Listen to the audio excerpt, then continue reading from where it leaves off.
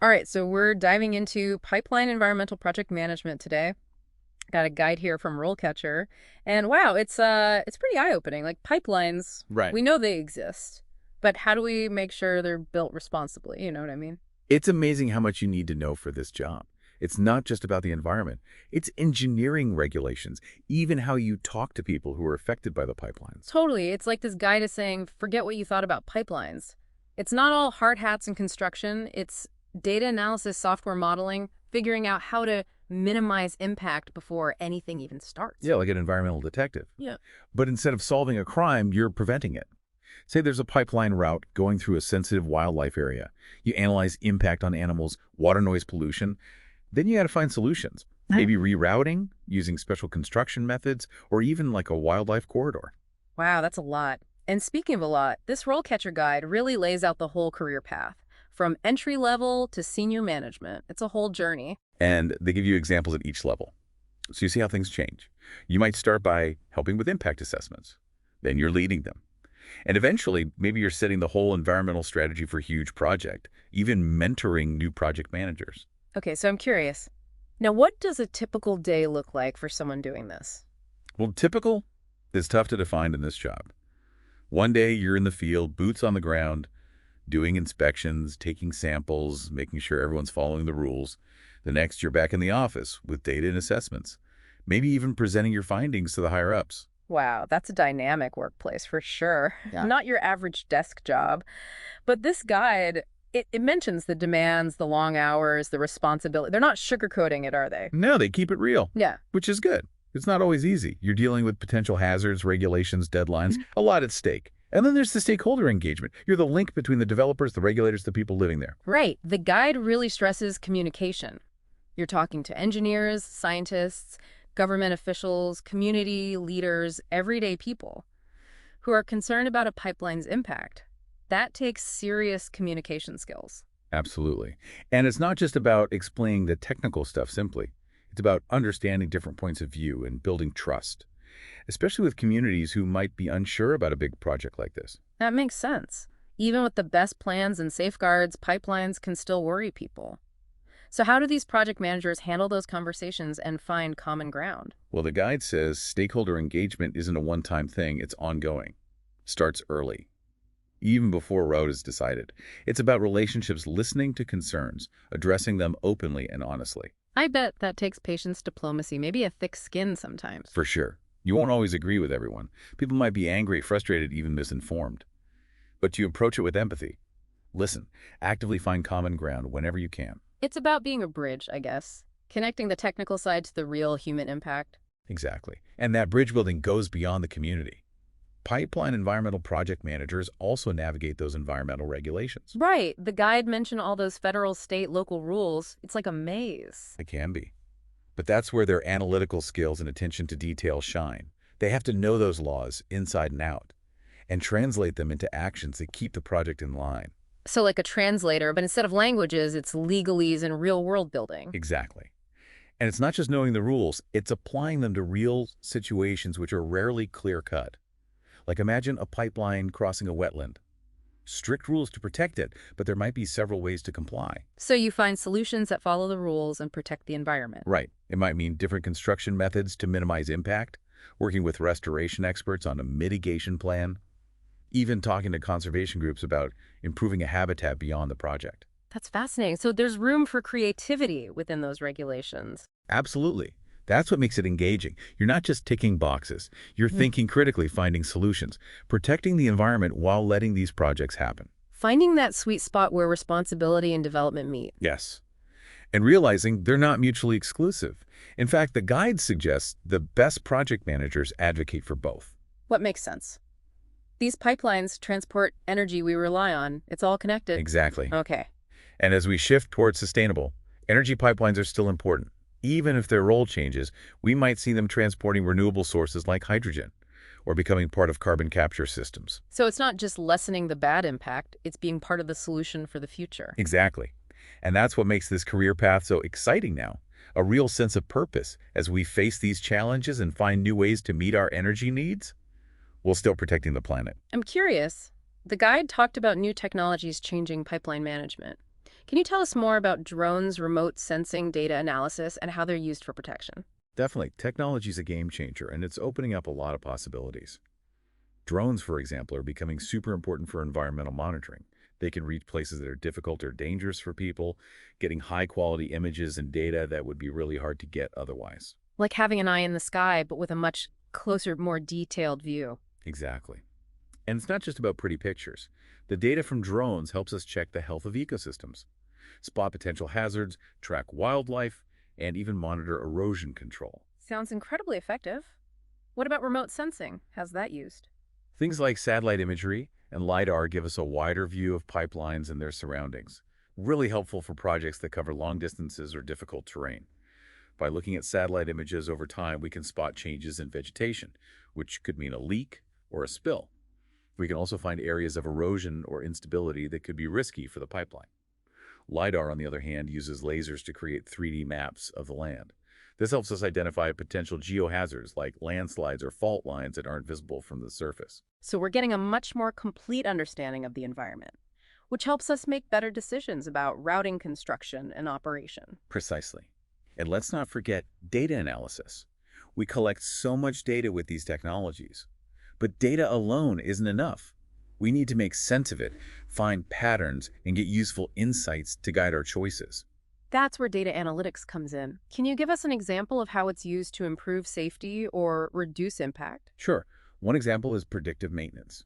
We take data from pipeline sensors that monitor things like pressure, temperature, and flow rate, combine that with historical data on failures and environmental conditions. And we can develop algorithms to predict the chances of a leak or spill. This lets us fix potential problems before they become disasters, protecting the environment and keeping the pipeline running safely. Incredible. We're moving from reacting to problems to preventing them in the first place. Exactly. And this data-driven approach will only get more important as we gather more information and create better analytical tools. It sounds like an exciting field to be in with all this potential for positive change. It is. And for people who care about the environment, who love using technology to solve real problems, and who enjoy a dynamic and challenging job, a career as a pipeline environmental project manager could be incredibly fulfilling. I'm inclined to agree. Now, I know we've covered a lot, but there's one more aspect of this career path I'd like to explore: the ethical considerations.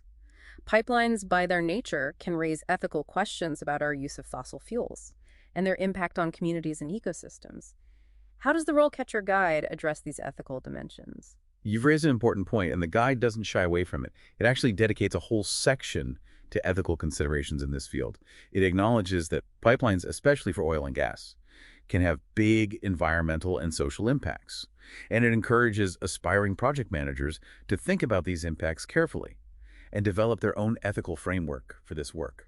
So it's not just about technical skills and following rules. It's also about having strong morals and making difficult decisions that align with your values. Precisely. And recognizing that there are often trade-offs with these projects. Rarely a perfect solution that makes everyone happy. That must be tough, especially with stakeholders who have such different views and priorities. Absolutely. But the guide emphasizes that those disagreements and tensions make the ethical considerations even more critical. It's about listening to different perspectives, understanding the values behind them, and finding a way forward that minimizes harm and benefits everyone involved. It sounds like a role that needs both technical expertise and emotional intelligence. Empathy and a commitment to honest communication are key. You're absolutely right. And the guide suggests that those personal qualities are just as important as any technical skill or certification when it comes to building trust and ensuring these projects are done responsibly and ethically. I love that perspective. It really emphasizes the human side of this work. It's not just about pipelines, it's about people. Exactly. And recognizing that we're all in this together. We all need energy, and we share a responsibility to care for our planet. Pipeline environmental project managers play a crucial role in finding that balance, ensuring these projects benefit both people and the environment. It's a challenging but incredibly important calling. It certainly is. Yeah. And for those up to the challenge, who are passionate about making a difference and committed to finding solutions that work for everyone, a career as a pipeline environmental project manager can be incredibly fulfilling. Well said. Now, I know we focused on the challenges and complexities, but the guide also highlights the rewards and opportunities of this path. Can you tell us more about that? Of course, one of the biggest rewards is the chance to make a real difference. Pipeline environmental project managers are at the forefront of protecting our environment, making sure these projects are done sustainably. They get to work with communities, restore ecosystems, and shape energy infrastructure in a way that benefits everyone. That's inspiring. It's not just a job, it's an opportunity to have a positive impact. Exactly. And it's a career with variety and room to grow. Pipeline environmental project managers work on diverse projects. From small upgrades to massive pipelines, they travel, collaborate with different teams of engineers, scientists, and community members, and they're always learning and adapting to new challenges and technologies. Sounds dynamic and intellectually stimulating. Definitely. And for those who are ambitious, there's plenty of room for advancement.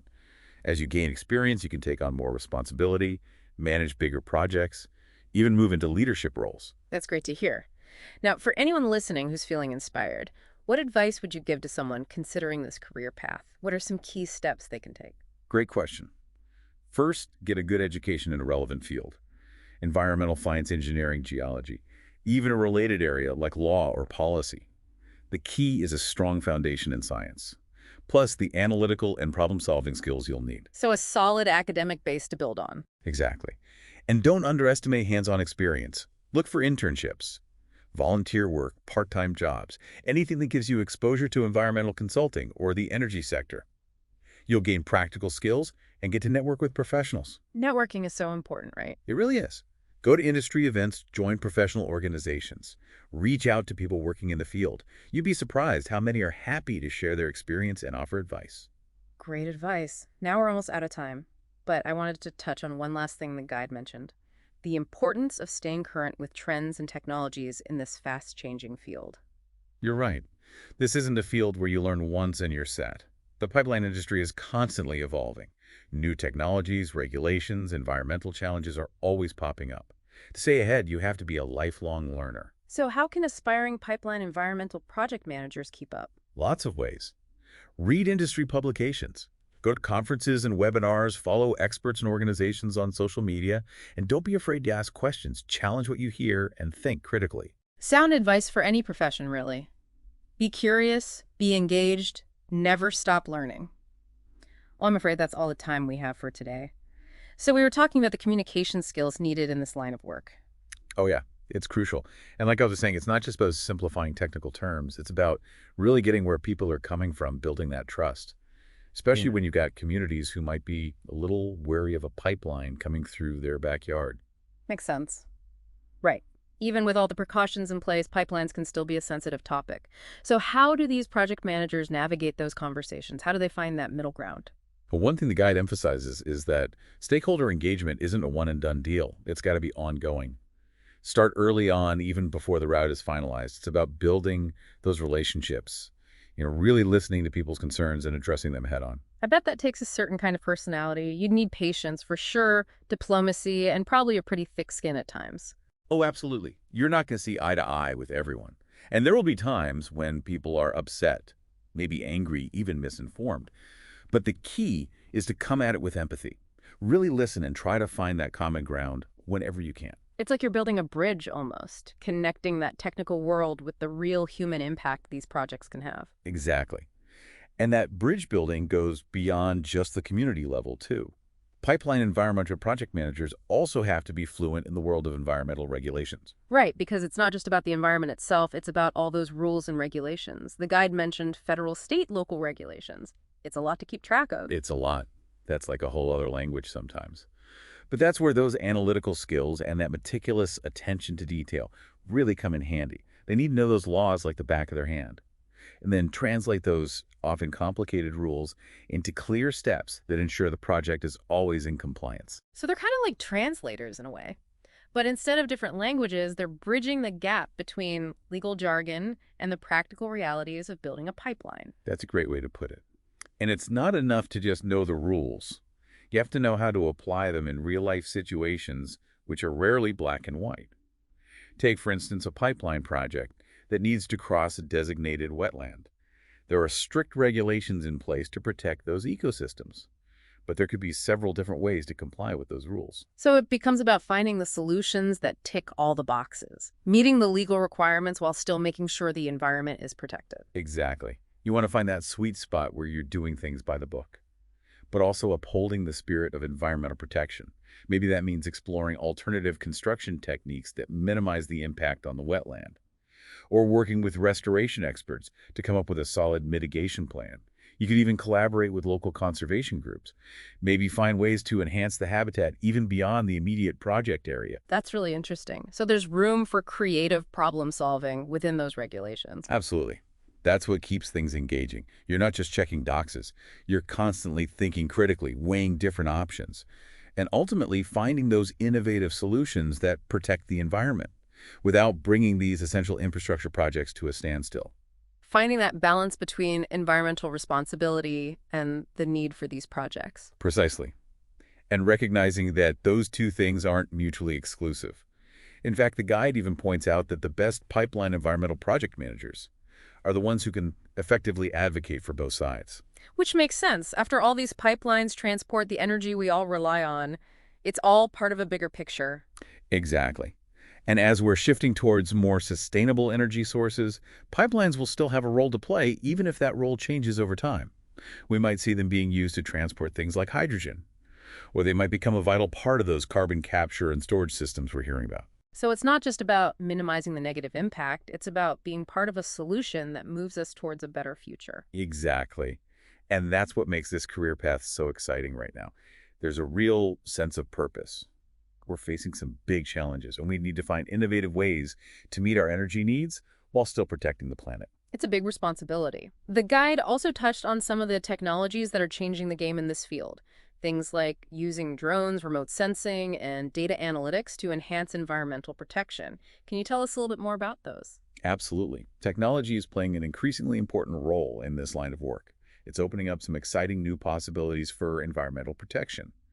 Drones, for example, are becoming incredibly valuable for monitoring. They can access areas that would be difficult or even dangerous for humans to reach. And they can capture high-resolution images and data that would be difficult or impossible to obtain using traditional methods. So it's like having an eye in the sky, but with a much closer, more detailed view than you'd get from a satellite or an airplane. Exactly. And it's not just about the pictures themselves. That data collected by drones can be used to assess the health of ecosystems. We can identify potential environmental hazards, track wildlife populations, even monitor things like erosion control measures along pipeline routes. It sounds incredibly efficient and effective. What about remote sensing technologies? How are those being used? Remote sensing technologies like satellite imagery and LiDAR are giving us a broader perspective. They help us see the pipelines and their surrounding environments in a much larger context. This is particularly useful for projects that cover vast distances or challenging terrains. By analyzing satellite images taken over a period of time, we can detect changes in vegetation health, which might indicate a leak or a spill, or we might identify areas of erosion or slope instability that could pose a risk to the pipeline's integrity. LiDAR is another valuable tool. It uses lasers to create very precise 3D maps of the terrain, helping us to identify potential geohazards like landslides or fault lines that might not be visible from the surface. It seems like these technologies are giving us a much more comprehensive and nuanced understanding of the environment, which in turn allows us to make more informed decisions about every aspect of a pipeline, from routing and construction to its ongoing operation. Exactly. And we can't forget about the power of data analytics. We're collecting massive amounts of data through these advanced technologies. But data on its own isn't enough. We need to be able to extract meaningful insights from that data. We need to identify patterns and trends. And that's where data analytics comes in. Can you give us a specific example of how data analytics is being used to improve pipeline safety or reduce environmental impacts? Sure. One great example is predictive maintenance. We can use data from pipeline sensors that are constantly monitoring things like pressure, temperature, and flow rate.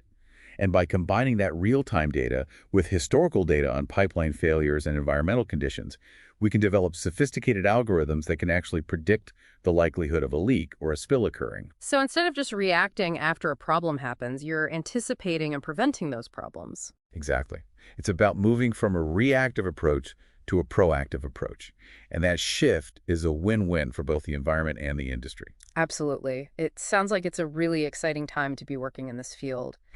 There's so much potential for innovation and positive change. There really is. And for people who are passionate about the environment, who are excited about using technology to solve real-world problems, and who thrive in a dynamic and challenging work environment, A career as a pipeline environmental project manager could be incredibly rewarding. Welcome back to the deep dive. We're wrapping up our look at pipeline environmental project management. And I gotta say, this career path is way more than I initially thought. Oh, for sure. It's a field that keeps changing, and that's what I love about it. You know, one thing that really struck me in the guide was the idea of pipelines as part of a circular economy. I wouldn't have put those two things together myself. Right. It's not the first thing that comes to mind. When you think pipelines, you think taking resources, moving them, using them, and then, oh, well, often just discarding them. But a circular economy aims to change all that. So where do pipelines fit in? Well, think about it.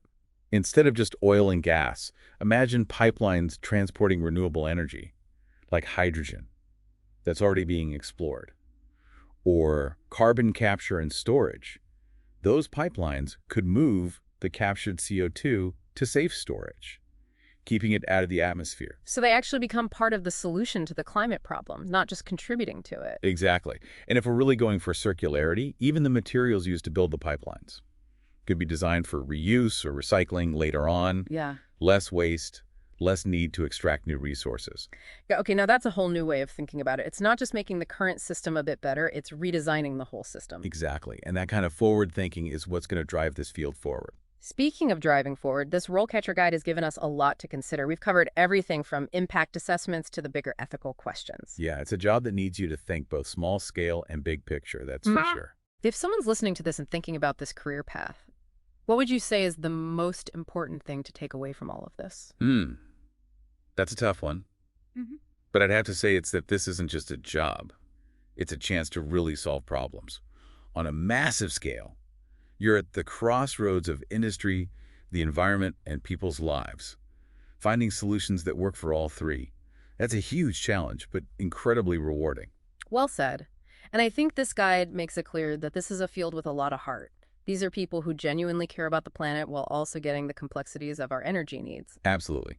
And as we try to build a more sustainable future, that mix of passion and practicality is essential. That's a great point to end on. So to everyone listening, if you want a career that challenges you and has real meaning, look no further than pipeline environmental project management. I couldn't agree more. It's a field with a lot of potential, and it needs passionate people to shape it. Thank you for joining us on this deep dive into pipeline environmental project management. It's been a fascinating conversation, and we hope you'll join us next time as we explore another career that's shaping the future.